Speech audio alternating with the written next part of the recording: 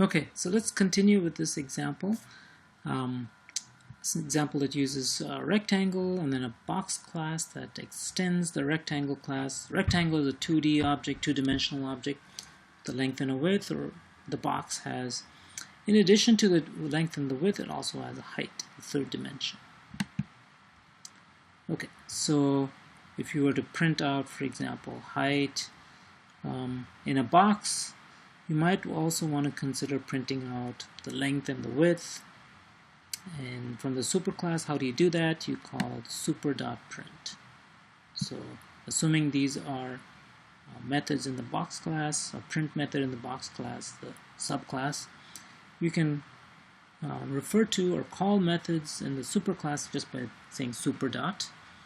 And if you want to set, for example, the length, width, and the height in the box class, you can use the length and the width and call the setDimension method of the superclass super.setDimension, and there is no ambiguity. It's perfectly clear that this is referring to the setDimension method of the superclass or the rectangle class.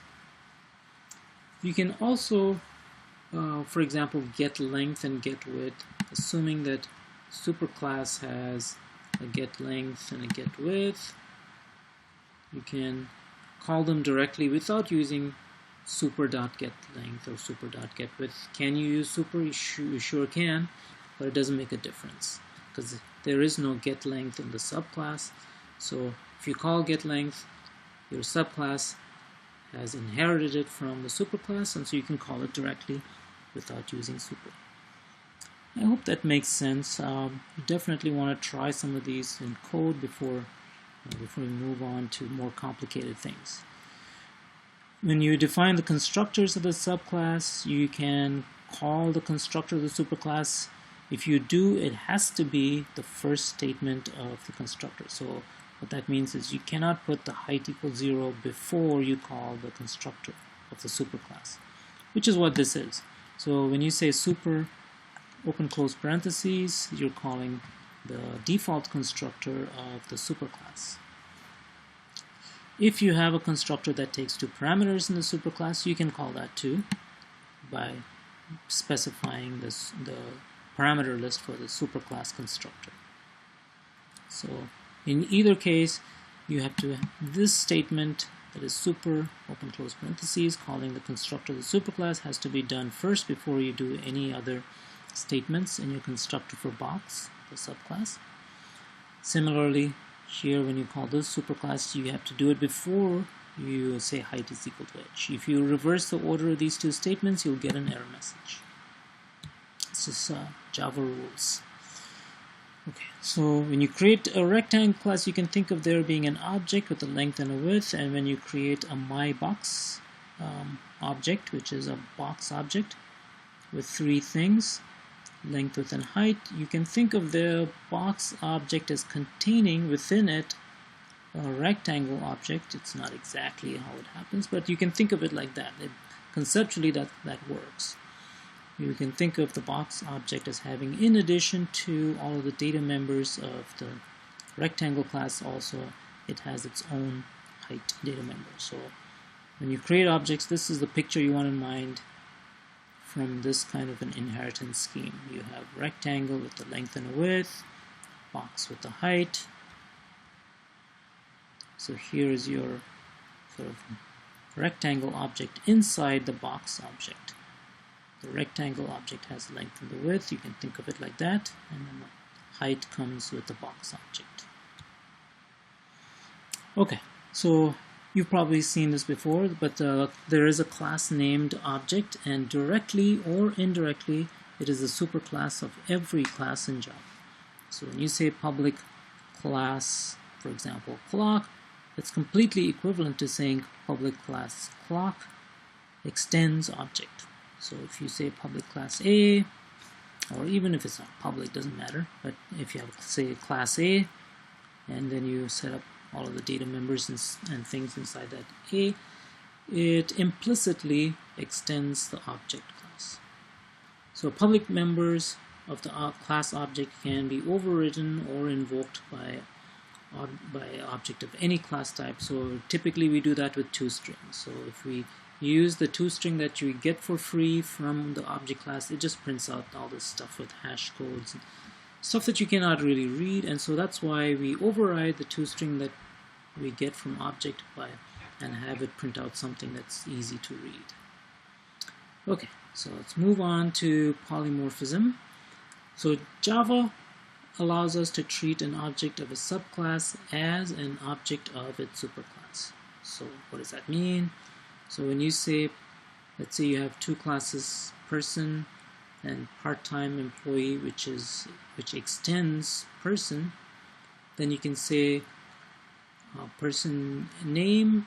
You can create a new person object. So name is of type person, and when you create an object, that's an object of type person.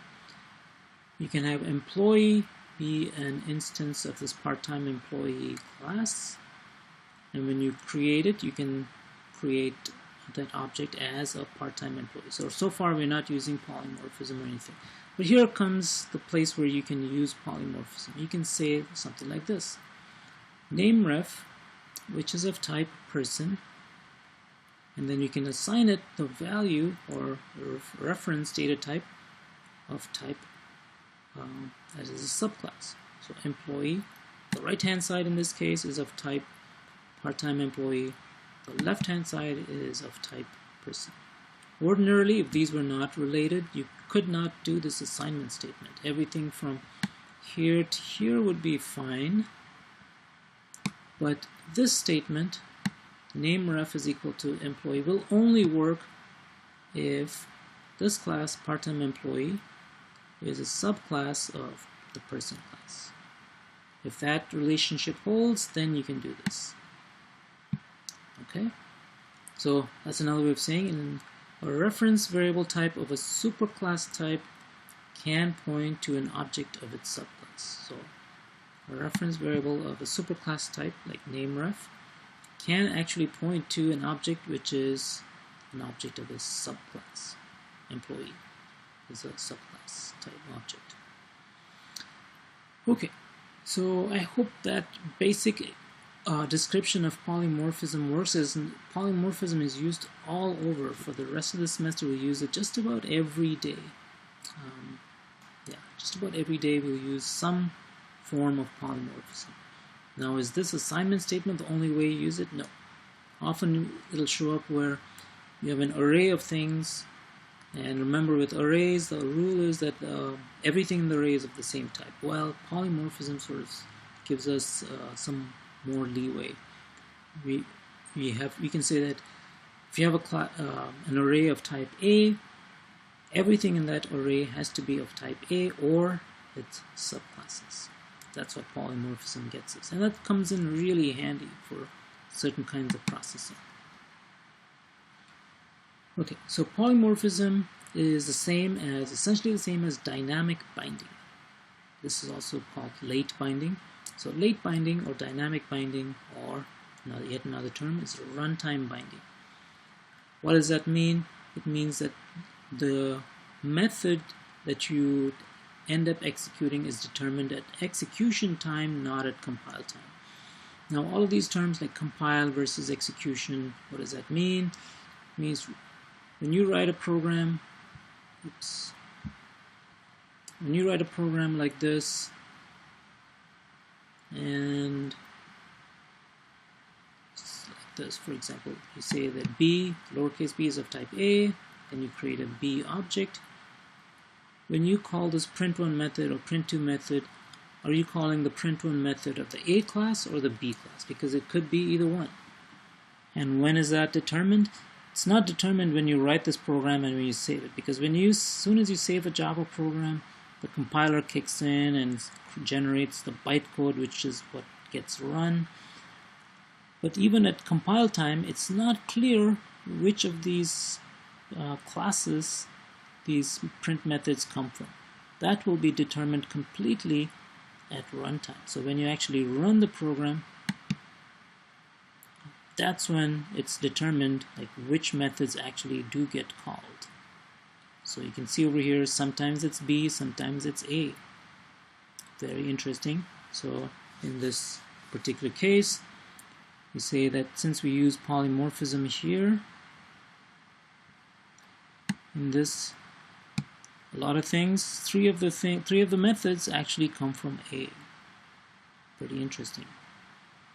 Whereas if you do the B object, BB object, which is of type B, and also you create a B object, you get something slightly different. Two of the methods are from the B class, and two of them are from A. Okay, so nice example to look at and to understand what late binding is referring to. So once again, late binding means that the method that you end up executing is figured out by the Java runtime environment at execution time. It's not fixed at compile time. So the term polymorphism means to assign multiple meanings to the same method name. That is the basic idea.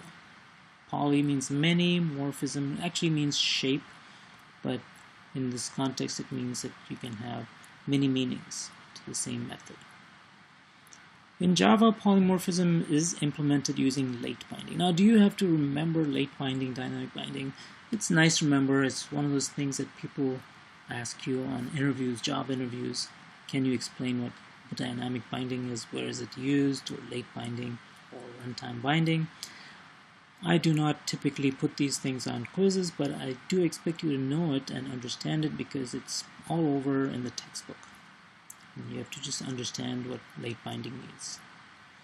So once again, in the example that we looked at, this part-time employee class extends the person class, so they're related by inheritance, these two classes.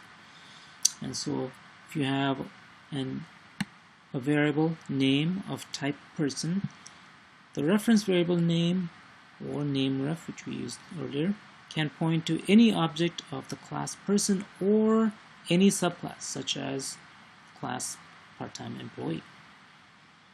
These reference variables may have many forms, that is, they are polymorphic reference variables. So when you have a variable like name, which is of type person, this can end up referring to person objects or part-time employee objects, so they're polymorphic. They can refer to objects of their own class or to objects of the classes inherited from their class, that is, subclasses. Okay. So there's a lot of reading here that you might want to, I'm definitely hoping that you go back over this many times till you figure things out. It might take a few readings. So you can declare a method of a class to be non-overridable, and we did that in the last example in Eclipse by using the keyword final. So for example, that's one of the things that you'll see. All of these final methods print a.print final.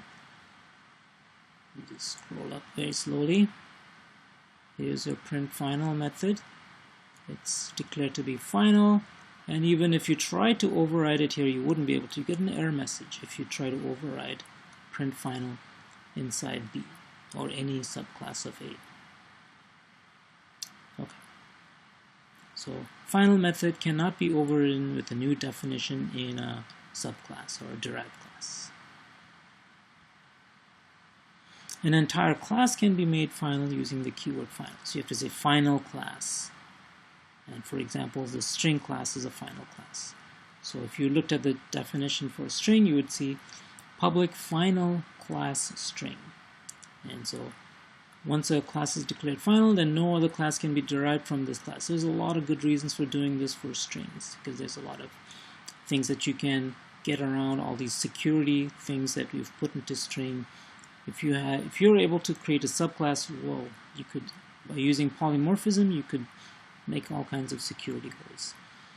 Okay, so Java does not use late binding for methods that are private, final, or static. Now, that's what we were getting at in this one example. I had methods that are private. Here's a private method. Here's a final method, and here's a static method. So for all of these, you cannot use late binding, and that's what that example was all about.